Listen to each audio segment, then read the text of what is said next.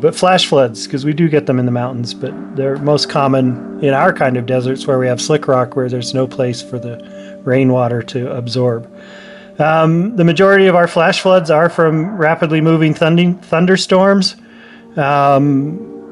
Sometimes they slow down. They don't move on, and especially on the updraft side, we talked about orographic uplift in this class. So on the updraft side, the storm might last quite a bit longer than when it's just moving across a flat area. It's a combination of water and mud and debris, sheep, cows, whatever was in there come washing down. It can be a really thick, heavy, it's not just water, so it can also beat you up.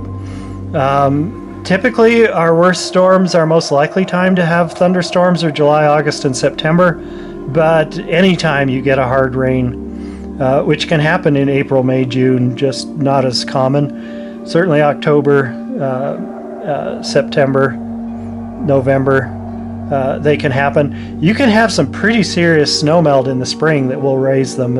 I haven't seen any. I've seen the rivers rise and creeks rise enough to be a problem, but I wouldn't call them quite flash floods. Okay, so yes, it's worse down in our slick rock deserts because the rock can't absorb it, but we've had heavy enough rains here in the Wasatch, so of course everywhere else, that have washed out the highways in both Little and Big Cottonwood at different times, because the storm still couldn't be absorbed even though it was all forest around it. Another problem is this is where an awful lot of our western rivers, especially our desert western rivers, get their new rapids, is flash floods pushing big boulders out into the river. And we have had a number of deaths where people have come around a corner where there didn't used to be a rapid and now there was. Also, rockfall greatly increases. If you're hiking in narrow canyons or even near cliffs, the rockfall is going to go way up. So in a heavy rain, or even for a day or two after a heavy rain, you might consider not hiking in a cliffy area. Thinking more things about campsites or hiking is know the length of all the drainages that you're in or crossing. My brother was on a canoeing trip down the Green River, and there was a group of rafters that they were kind of giving the canoers a bad time. And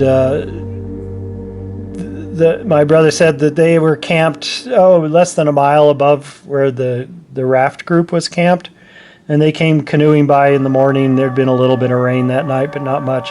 They came canoeing by in the morning, and this group that had been unfriendly to them were now yelling at them, asking them to come in and land. And it turned out that the stream that they were camped in the front of, probably 20 miles away, had a really heavy thunderstorm up high at the top of the Tavaputs Plateau.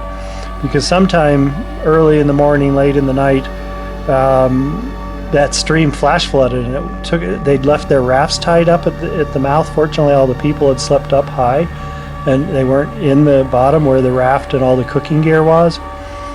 So they did lose some rafts and some of their cooking gear. All right, so stay out of any narrow, no escape canyons when there are clouds threatening. 1997, we had 12 deaths due to flash floods in this area. Anytime, any wash bottoms, stay away from them. Watch out for the upstream side, or stay to the upstream side of side canyons. So if a side canyon does wash and you've got a camp set up and you're downstream of that side canyon, the side canyon may come wipe out your camp, so you'd want to be upstream of those. Just any wash bottom. Don't camp in wash bottoms. Even if the weather looks nice, you just don't know. Also look up above. Look at the cliffs above you, because all those black stripes that you see down south, that's places where water has come off. So you could have waterfall dump right on your tent if you're under one of those dark areas. Be looking around, make sure you're not in a low spot, even if it isn't in a creek bed. Just so water doesn't collect there. Give you some idea. The Dirty Devil River averages around under 100 CFS, which are cubic feet per second.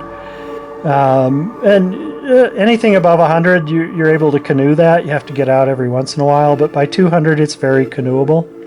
And to give you an idea, I think it was in an October flash flood, the Dirty Devil went up to 35,000, not hundreds here. Now we're into the thousands of cubic feet per second. So probably was under 100 CFS the day before, and then it went all the way up to 35,000, which is as big as the Green River is or the Colorado River is most of the time. In fact, they're not even that high except in runoff. If you do have a stream in flood, you may have to wait. Do not try to cross it. They're pretty unpredictable. The boulders are rolling around. Don't try to cross them. Wait them out instead. So yes, if it looks like rain, stay away. I was teaching a river rescue class a number of years ago for the University of Utah, and this weather started getting kind of nasty, so really heavy thunderstorms everywhere. We decided to pull the students out and move them away from these two tables, which is where our camp had been set up inside that circle-ish shape there. So yeah, the storm was bad. The students are pulled out of the water. They're kind of grumbling because this is all that came out of the side stream that I was worried about. So here's one of them kind of making fun of me after jumping it. We walked away. Some of the cars had even been parked back again and turned around, and it was starting to run pretty big. So now you're seeing the flash flood up there into the tree. We got another circle where the cars had been parked and where the tent was. Not the tent, sorry, the tables. Another view, you can just see the left side corner of one of the tables showing out. This is looking back upstream. The water there is over 8 feet deep. Now you're seeing some boulders. The water's starting to drop. This is an hour or more later. And this is the campsite next to it, which we're now being able to see. And let's see, pulling in, water's dropping. We're seeing more of the tables. But even an hour and a half later, it's still flooding several feet of water. Next morning, we finally get to see the size of the giant boulders. That's where it had been running 8 feet deep. Okay, the giant boulders that have been pushed up against the tables. So can you imagine being asleep in your sleeping bag inside a tent when that thing got started?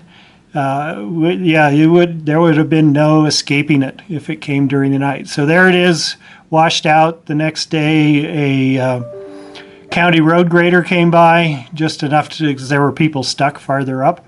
Unfortunately, the next year I came back and the BLM had rebuilt the campsite in the same spot.